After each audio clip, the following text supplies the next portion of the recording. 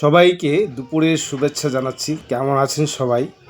এবং এই ফুলটা কোন গাছ থেকে ফুলটা ফুটেছে সে আপনারা একটু জানাবেন।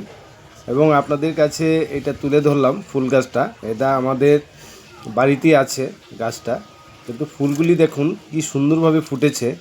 কিন্তু আপনারা এই গাছটা দেখে বলতে হবে যে কি গাছ। কিন্তু আমি যে আপনাদের সামনে তুলে ধরছি এই গাছটা, এবং দেখুন ফুলগুলি আপনারা যদি বলতে পারেন, এখানে সবাইকে বলছি আপনারা বলুন এটা কি গাছ।